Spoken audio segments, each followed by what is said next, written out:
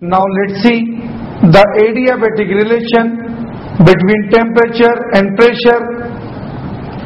Putting V equal to RT upon P in equation PV gamma equal to constant, we have P multiplied by RT upon P power gamma equal to constant, or T power gamma upon P power gamma minus 1 equal to constant.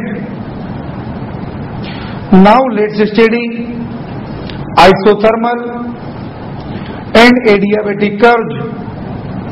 The graph drawn between the pressure P and the volume V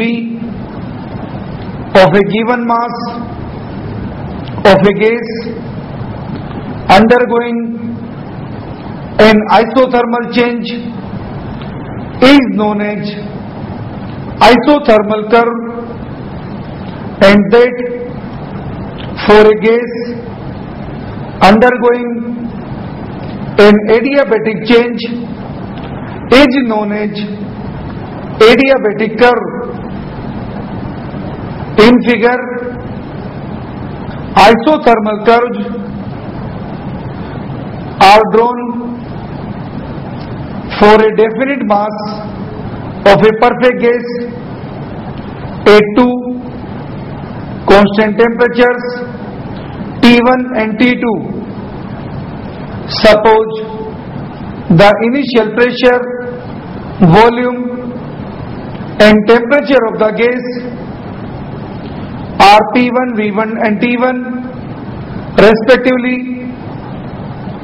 This state of the gas is represented by the point A lying on the isothermal curve T1. If the temperature of the gas is kept constant at T1 and the gas is isothermally expanded, then its states will be represented by different points on this curve.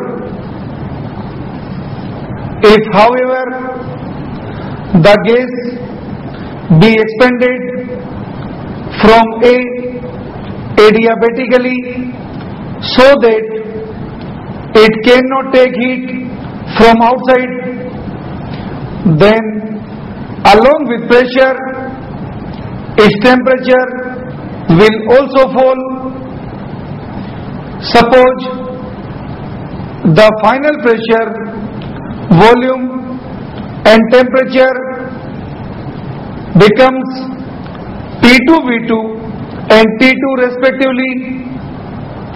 This state of the gas is represented by the point B lying on the isothermal curve T2. Since the gas has expanded adiabatically from A to B, the curve joining A and B will be the adiabatic curve. If the gas is heated at a constant pressure,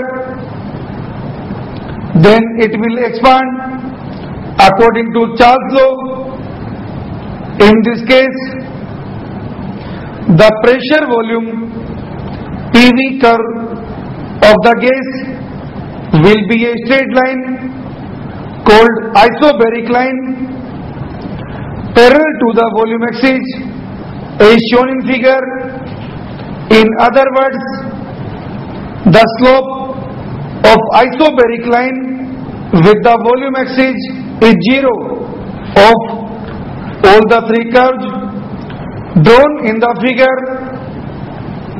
The slope of the adiabatic curve is maximum. The region is that in both the isothermal and the adiabatic expansion of the gas, the pressure of the gas falls, but for the same fall in pressure, the increase in the volume of the gas during adiabatic expansion is less than the increase during isothermal expansion, because during adiabatic expansion the temperature of the gas also falls. For an ideal gas, the slope of the adiabatic curve is gamma times the slope of the isothermal curve. For an ideal gas, the equation for the isothermal curve is PV equal to constant. Differentiating, we get PdV plus VdP equal to 0, or dP upon dV equal to minus P upon V. Therefore, the slope of the isothermal curve at a point P1 V1 is dP upon dV isothermal equal to minus P1 upon V1.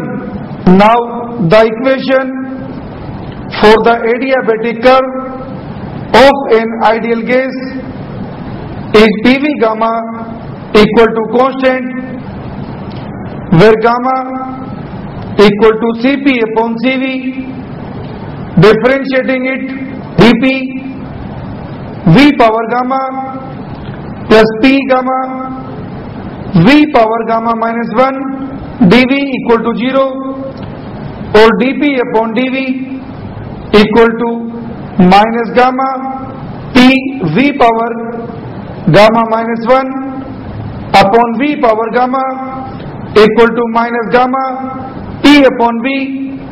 Therefore, the slope of the adiabatic curve at the point P1 V1 is dP upon dV adiabatic equal to minus gamma P1 upon V1.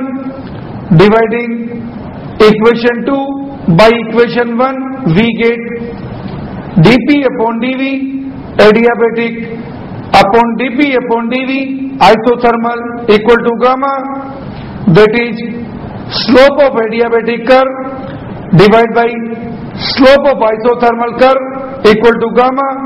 The value of gamma is always greater than 1. It is 1.67 for monoatomic gases and 1.41 for diatomic gases. Therefore, the slope of adiabatic curve at any point is greater than the slope of isothermal curve at that point. Now let